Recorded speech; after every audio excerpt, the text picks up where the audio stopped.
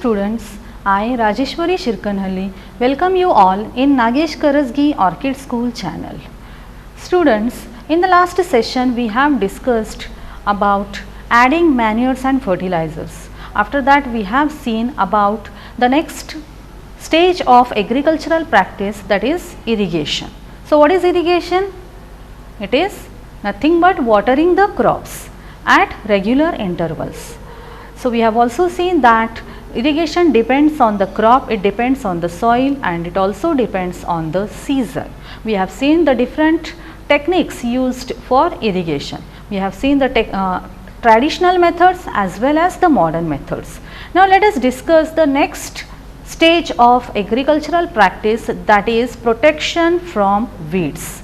So what are weeds? These are unwanted crops, unwanted plants. Sometimes some unwanted plants grow naturally and they are not desirable. So we have to protect the crops from such unwanted plants. So let us discuss about the next agricultural practice, that is protection from weeds. Bhujo and Paheli went to the nearby wheat field and saw that there were some other plants in the field. Have these other plants been planted purposely? Bhujo wants to ask. No, they are not planted purposely. They are grown as it is by their own. In a field, many other undesirable plants may grow naturally along with the crop. So these undesirable plants are called weeds. The removal of weeds is called weeding. So what is weeding? It's the method, it's the process of removal of weeds. Weeding is necessary since weeds compete with the crop plants for water, nutrients, space and light. Okay, so as like crop plants, these weeds also require water, nutrients, space, sunlight, etc. for their growth. So they start competing, they start doing competition with the crop plants. Thus they affect the growth of the crop. Some weeds interfere even in harvesting and may be poisonous for animals and human beings. My God. So students, some weeds are poisonous also. So they interfere in harvesting. So some weeds also get pulled during the harvesting, and if these weeds are eaten by the animals, then animals can die. They are harmful for animals, they are poisonous, and they are even harmful for human beings. So farmers adopt different ways, many methods to remove these weeds and control their growth. So how it is done? Tilling before sowing of crops helps in uprooting and killing of weeds, which may then dry up and get mixed with the soil. So we have seen tilling. Tilling means plowing of the seed. We have seen this during the preparation of soil, isn't it? So during tilling, which is done before sowing the crops, during that process what happens? The weeds get uprooted and they get killed, they get dried and they get mixed with the soil. So the best time for the removal of weeds is before they produce flowers and seeds. So weeds also produce flowers and seeds. Once they produce flowers, seeds, then they start growing more rapidly. So before this process starts, the weeds should be removed. The manual removing of the seeds is done by using physical methods. So the manual removal includes physical removal of weeds by uprooting or cutting them close to the ground from time to time. So how the weeds are removed manually? Either they are uprooted or farmers cut these weeds at the base, means which is very close to the ground, from time to time. This is done with the help of a khurpi. So the agricultural tool used for manual removal of weeds is khurpi. A seed drill, which we have seen already, is also used to uproot the weeds. So either by using khurpi or by using seed drill, the weeds get removed, and it is done before sowing the seeds. Now this is about manual removal of weeds or by using different tools. Now weeds are also controlled by using certain chemicals, and students, these chemicals which are used for controlling the weeds, for killing the weeds, are called as weedicides. As you know that insecticides means they are used for killing the insects, germicides means for destroying the germs, for killing the germs. Same way it is weedicides. Weedicides means these are the chemicals which are used for controlling, means for killing the weeds. Now some examples of weedicides are 2,4-D. This is one example of weedicide. There are many other examples. There are many other weedicides used which are chemical substances, and they are also very dangerous. These weedicides are sprayed in the fields to kill the weeds. So how these weedicides are used? These are taken in a cylinder, and with the help of pipe these weedicides are sprayed everywhere in the field to kill the weeds. They do not damage the crops. Okay, so one specialty about these weedicides is they only kill the weeds. They do not damage the crops. So crops are safe when these weedicides are used. The weedicides are diluted with water to the extent required and sprayed in the field with a sprayer. So sprayer is used for spraying these weedicides. First they are diluted with water, means water is added to these chemicals to make them dilute and use in the required quantity. Okay, so the spraying of the weedicides with the help of a sprayer is shown in the figure 1.6. You can see here in this figure spraying the weedicides is shown. So this farmer is having that weedicides in this container, and with the help of this sprayer he is spraying. And one more important thing you have to see here, you have to remember is, here see, this farmer has closed his nose and mouth with a cloth, which is very important. Why? Because these chemicals, and if they get inhaled, if these chemicals enter the human body through nose or mouth, they may be harmful for the human beings. So always the nose and mouth should be covered while spraying the weedicides. Okay. Do weedicides have any effect on the person handling the weedicide sprayer? Good question asked by Bhujo. He wants to know whether the person handling this weedicide sprayer has having any effect of those chemical weedicides. Yes, as already mentioned, these weedicides are sprayed during the vegetative growth of weeds before flowering and seed formation. So when the weedicides are sprayed during the vegetative growth of weeds, means when the weeds are growing, but these are sprayed before the weeds bear flowers or produce flowers and seeds, before the formation of seeds and flowers. Spraying of weedicides may affect the health of farmers, so they should use these chemicals very carefully. Okay, so as I have just told that these weedicides, if enter the body of farmer, it has adverse effect on the health of the farmer. So weedicide should be used very carefully. They should cover their nose and mouth with a piece of cloth during spraying of these chemicals. So students, just now here in this figure I have showed that that person is having a green color cloth tied on his nose and mouth. So always nose and mouth should be covered with a piece of cloth during spraying of these chemicals. So this is all about protection of the crops from weeds. Now let's move to the next stage of the agriculture, that is harvesting. So what is harvesting? Harvesting of a crop is an important task. The cutting of crop after it is mature is called harvesting. Okay, so soil is prepared, seeds are sown, then manures, fertilizers are added, watering is done, that is irrigation, then weeds are protected, everything is done and crops are grown very nicely, very properly.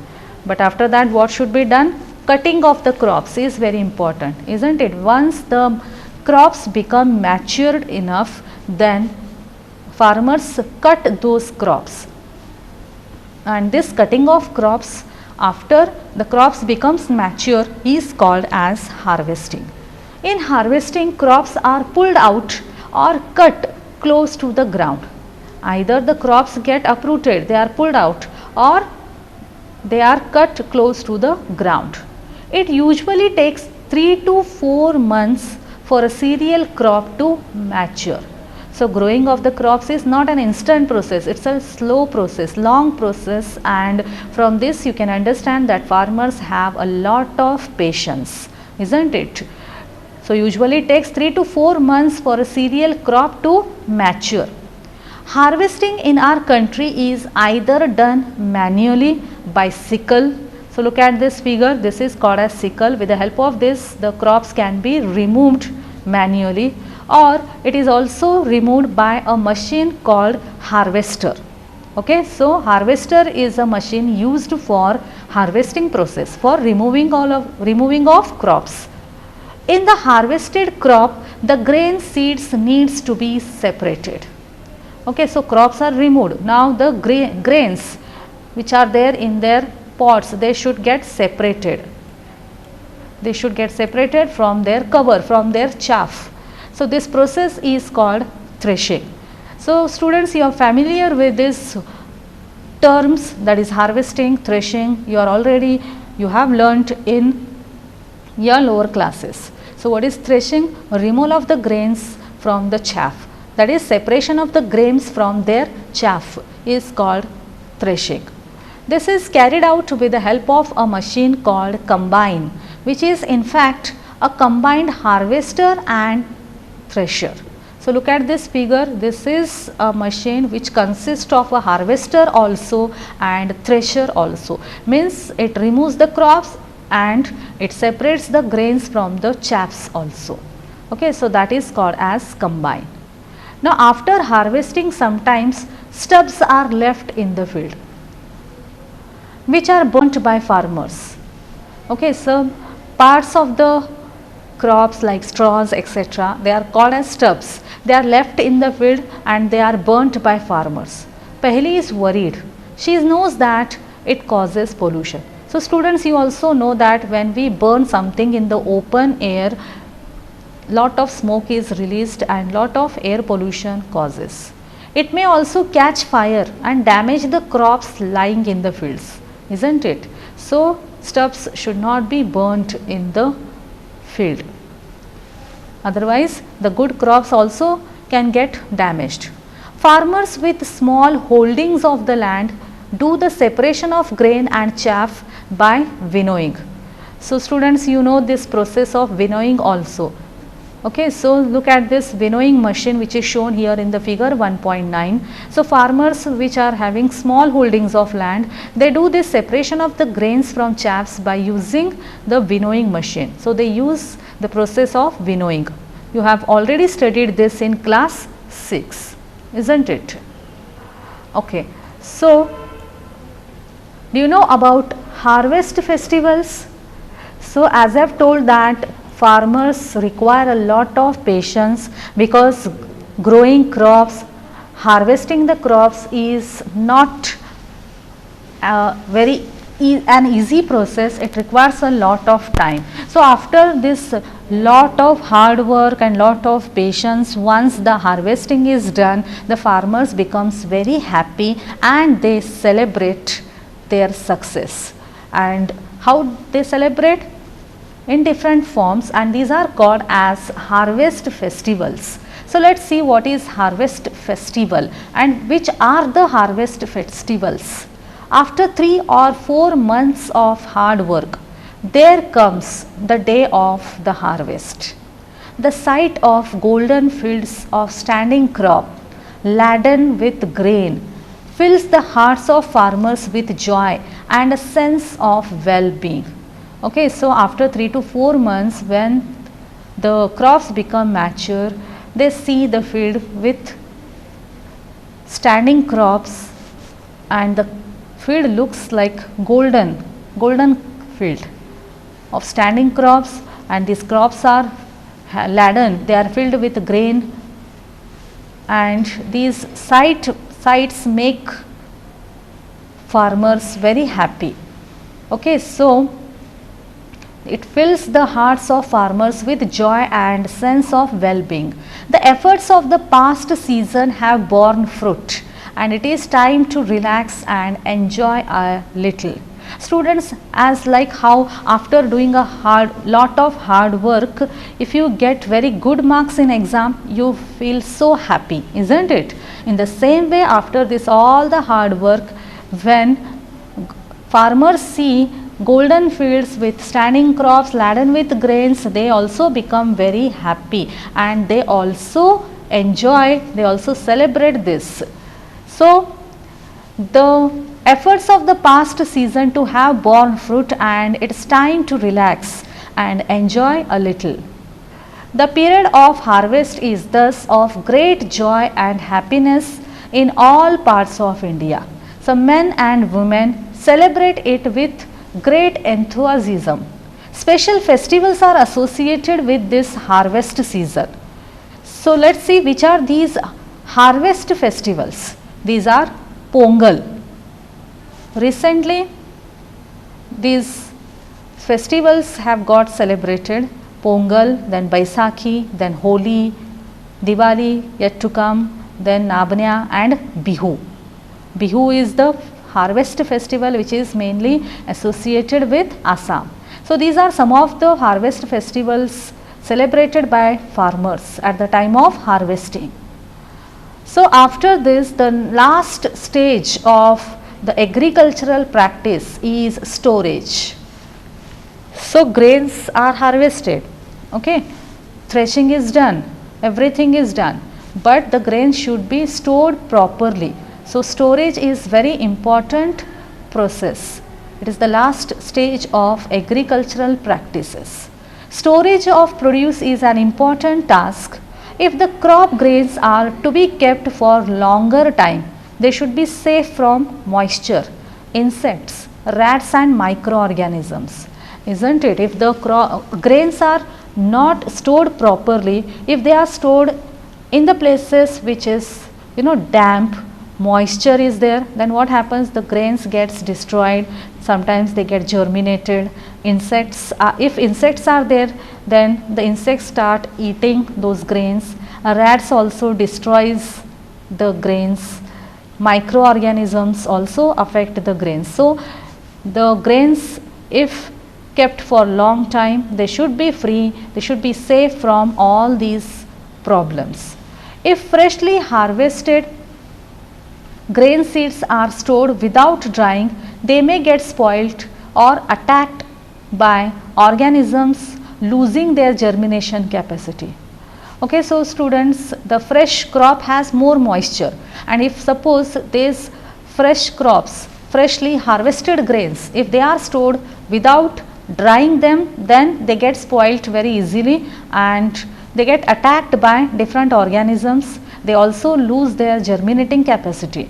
Hence, before storing them, the grains are properly dried in the sun to reduce the moisture in them. So, as the fresh crop has more moisture, this moisture should be reduced. For that, drying of the grains is very important. So, before storing the grains, first the grains should be dried properly. This prevents the attack by insect pests, bacteria and fungi. So, farmers store these grains at proper places. Okay, now Paheli is having a question. I saw my mother putting some dried neem leaves in an iron drum containing wheat. I wonder why. So, students, people also store grains for 1 year, 2 years or at least for 6 months. So, for that different methods are adopted at household level. In that, putting neem leaves is one important method. So, let us discuss why these methods are used. Okay. So, farmers store grains in jute bags or metallic bins. However, large scale storage of grains is done in silos and granaries to protect them from pests like rats, insects, etc. So just look at these figures. So you can see here these big containers, drum-like structures are shown. These are called as silos. In these the grains are stored. So if the grains are obtained in large quantity, they are stored in silos or they are stored in granaries. So this is storage of grains in granaries, and these are stored at these places to protect the grains from pests like rats and insects. Dried neem leaves are used for storing food grains at home. For storing large quantities of grains in big godowns, special chemical treatments are required to protect them from pests and microorganisms. So at home, dried neem leaves can be used for storage of food grains, but if the grains should be stored in large quantities, then different chemical substances are used, and similarly some specific chemical treatments are required for protecting them from pests and microorganisms. So students, these are the different agricultural practices which we have discussed. Now let us move to the next point, that is food from animals. Look at the activity. You are going to do this activity. You have to make the following table in your notebook and complete it. So here you have to write the different food and the different sources from these food are obtained. One example is given, like milk. Milk is obtained from cow, buffalo, she goat, she camel, etc. So what else you get from animals? Those all you have to write here, like meat, eggs, etc. And you have to write their sources also. After completing this table, you must have seen that like plants, animals also provide us with different kinds of food. So till now in agricultural practices, we have seen that we get food in the form of crop from agriculture. Means plants provide us food in different ways, isn't it? Along with plants, animals also give us different products which are used as food. Many people living in the coastal areas consume fish as a major part of their diet. What is a coastal area? Yes, the areas near the seashore, they are coastal areas. So people residing over there, they mainly dependent on the fish. They consume fish as a major part of their diet. Students, in the previous classes you have learnt about the food that we obtain from plants, isn't it? We have just seen that the process of crop production involves a number of steps like selection of seeds, sowing, etc. Okay, so we have seen the different steps. Similarly, animals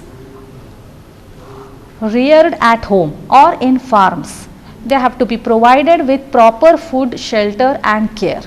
When this is done on a large scale, it is called animal husbandry. So what is animal husbandry? It is rearing of animals, and proper care is taken, proper food is given to the animals. Similarly, proper shelter is provided to the animals and special care is taken of the animals, and this is all done in a large scale, and that is called as animal husbandry. Okay, fish is good for health. We get cod liver oil from fish, which is rich in vitamin D. Students, do you know what is the other source of vitamin D? Yes, you are right.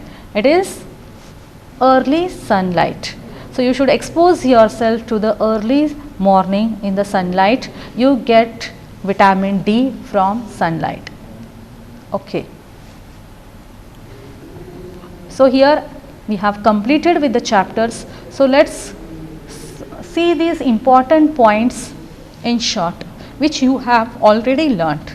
In order to provide food to our growing population, we need to adopt certain agricultural practices, isn't it? As the population is growing day by day, more and more requirement of food is there, and to fulfill this requirement, we need to grow more crops. For that, we have to adopt certain agricultural practices. Same kind of plants grown and cultivated at a place constitute a crop.